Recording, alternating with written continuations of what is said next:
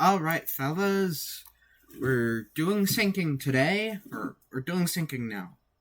So, as you probably know, syncing is rupture again. It makes the enemy, but it's different. It's rupture, but different. It makes the enemy take SP damage by the effect's potency. If the enemy does not have SP, then they will take gloom damage instead. Syncing Deluge just makes syncing go kaboom. It activates every stack of syncing all at once. However, what it does do that is unique to it is once the target's SP reaches 45 or negative 45, then every point of SP damage after that is dealt as gloom damage to their HP, which is the only way that syncing can deal damage to an enemy, or a human enemy. Yeah, it's the only way that syncing can deal HP damage to a human enemy.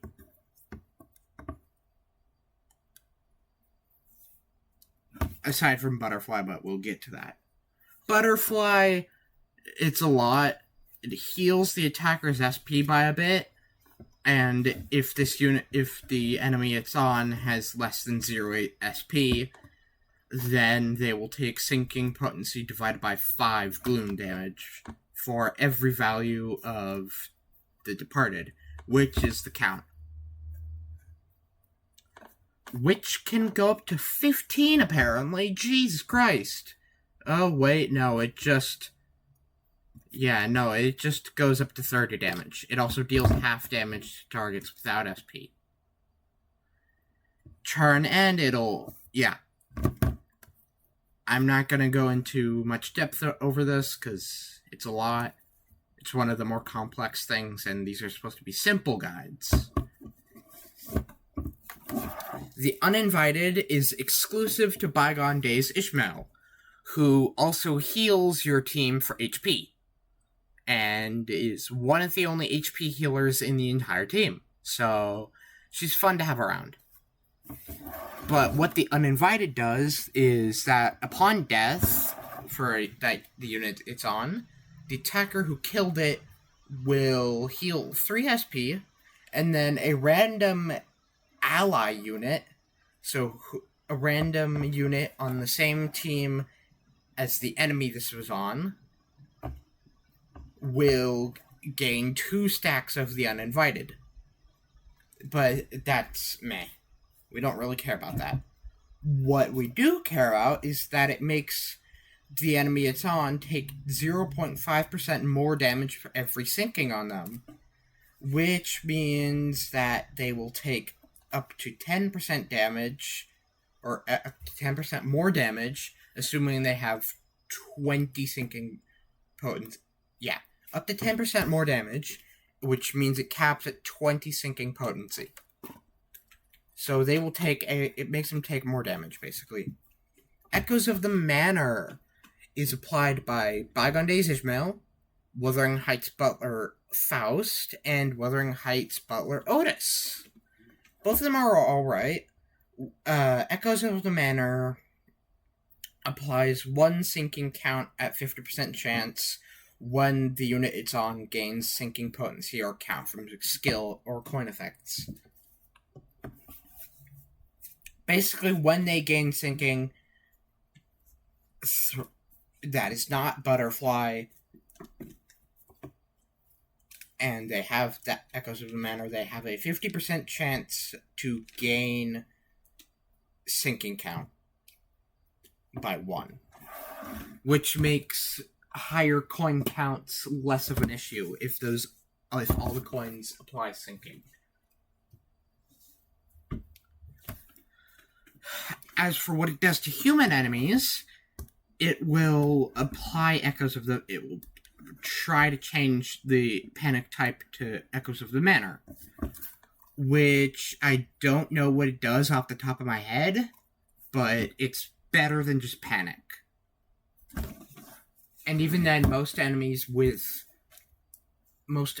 you would want to change the SP type of have a little piece of shit passive known as fixed panic type.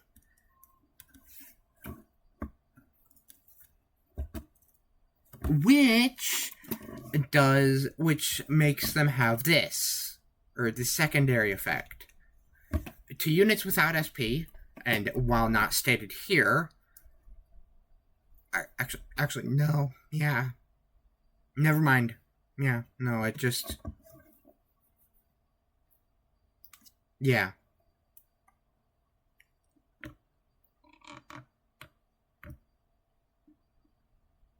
Oh, wait, no, yeah. It is stated here, and they just lose 10% chance to flip heads. Meaning that even if that is 0 SP, they have a 40% chance to flip heads, making them at effectively negative 10 SP. Which also means that this will make negative coin enemies much more annoying. That applies to abnormalities too, which is actually very good. Oh, sorry about that. I seem to have not turned on streamer mode for Discord. Oh well, I'll answer that later. Anyway, impending ruin is applied by Wild Hunt Heathcliff. It's ruin. It's alright, I guess. It's not the worst, but against enemies without SP or, the fixed panic type enemies, I hate them. They will just lose 10% chance to flip heads. Meaning you get a grand total of minus 20% chance to flip heads. Now, as for Wild Hunt, this is a status from Wild Hunt Heathcliff, and will, when an ally dies, they will be revived for the next turn, and only the next turn. Yeah. And if they're killed, then they inflict 3 sinking against the last attacker. Sorry. Blubber Bubble is exclusive to Cavernous Wailing Sinclair. Basically, it just gives you more shield. Or it makes your shield not go away. Which you might think is useless. However, if the shield affected by Blubber Bubble breaks due to taking damage, inflict 4 sinking potency or count. How much of that is randomly determined. Or how much of that is potency or count is random. We don't like that.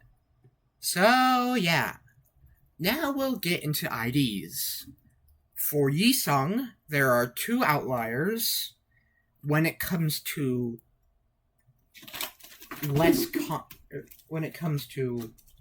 more consistency, I would say use Solemn Lament Yisung. He's just better for consistency. Cat, stop! I am sorry about that. Give me a moment, will you?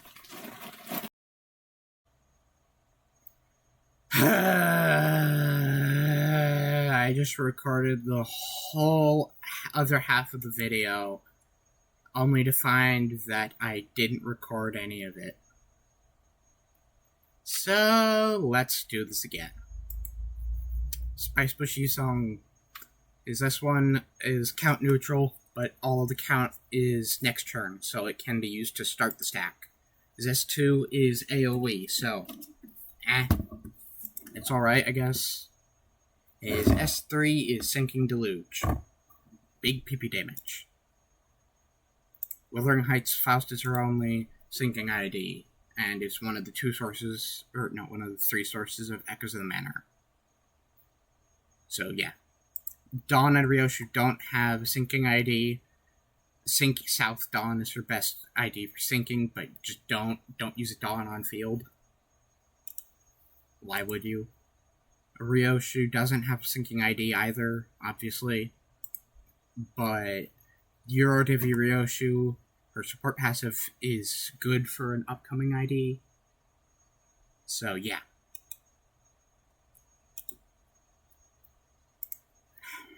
Mersal, Diechi Mersal, his skill 3 applies a bunch of sinking, but it's randomly determined whether it's count or potency, so it's meh.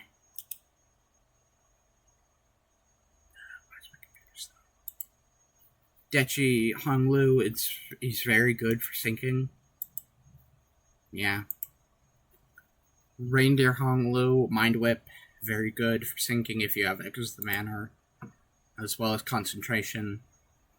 But he's not as good as Dechi Honglu for sinking. This is not a sinking ID. Wild Hunt Heathcliff is a strong ID who happens to have sinking. That's it.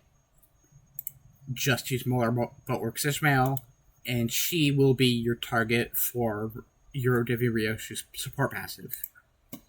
Dechi Rodion, like Wild Hunt Heathcliff, is a strong ID who happens to have sinking. However, she has a bunch of shield, which means she is good for Cavernous Wailing.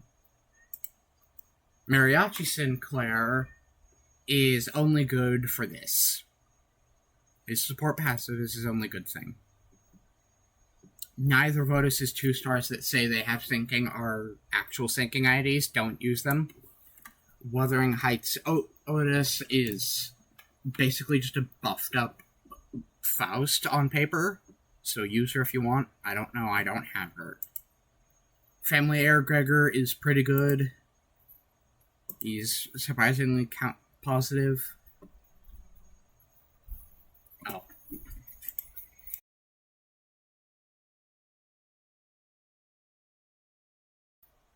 Alright, fellas. Now we get into the egos for sinking. Yay! Bygone Days Yisung.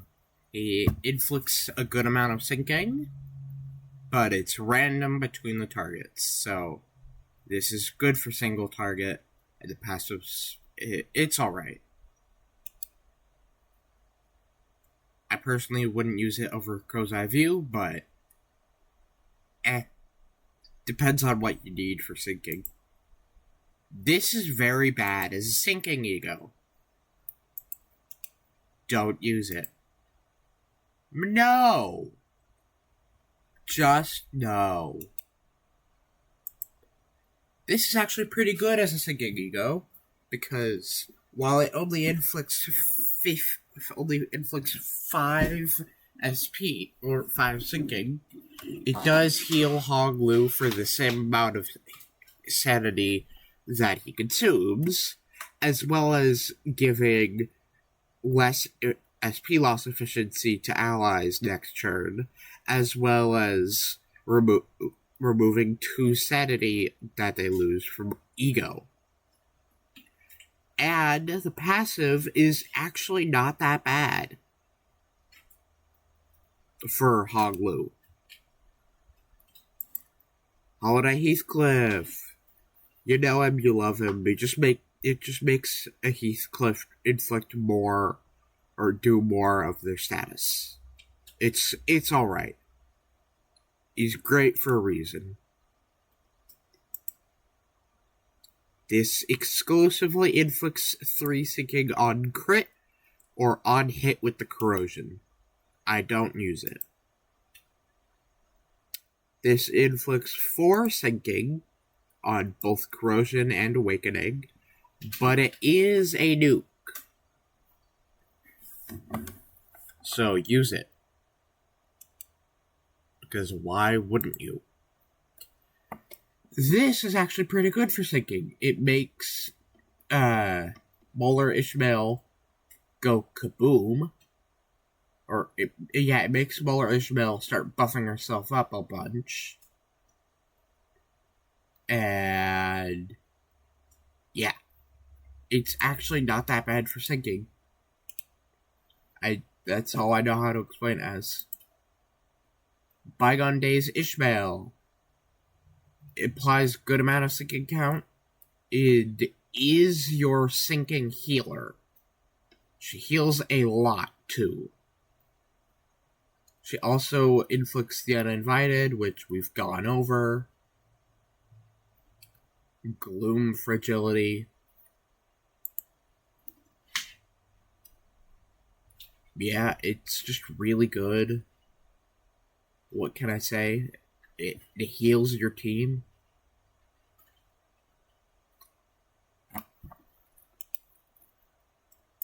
Next, we have Christmas Nightmarish Mel, who is only here because she inflicts 5 sinking potency if the target isn't staggered, low morale, or panic.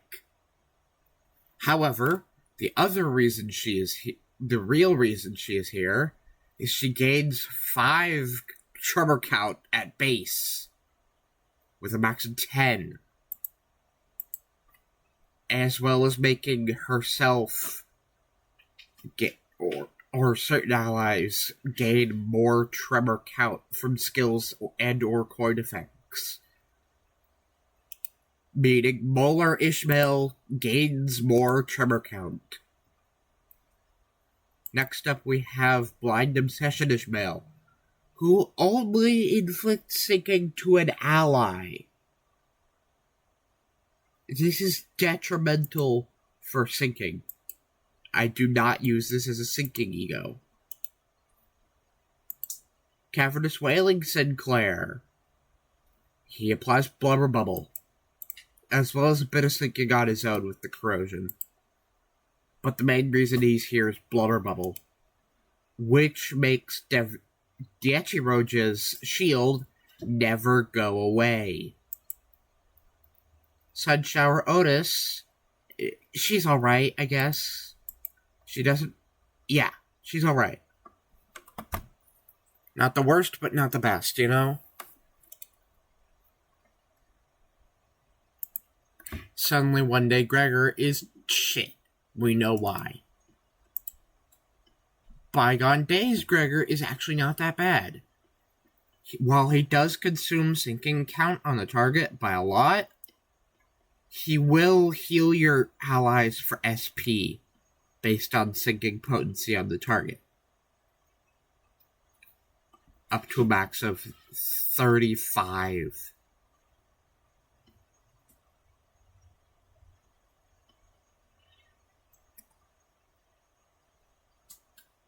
And then his passive is, it's alright, I guess. Solemn Gregor can have up to 8 coins, and is the reason he is good. Because his skill 3 gives plus coin power boost and damage up. This is what it's good for. 8 coins with 3 coin power and 3 damage up is really good. Basically, this is, since due to how this works, it's unfocused volley. Due to that, you're going to be using this as your single target boss killer. If you're fighting in a human encounter or in a fight with many enemies, Christmas Nightmare Gregor has a base 5 attack weight and is honestly not that bad by any means. He's actually pretty good. His damage is alright. He brings much needed slash damage. So yeah, go ahead and use him. Thank you for watching my somewhat simple review on sinking.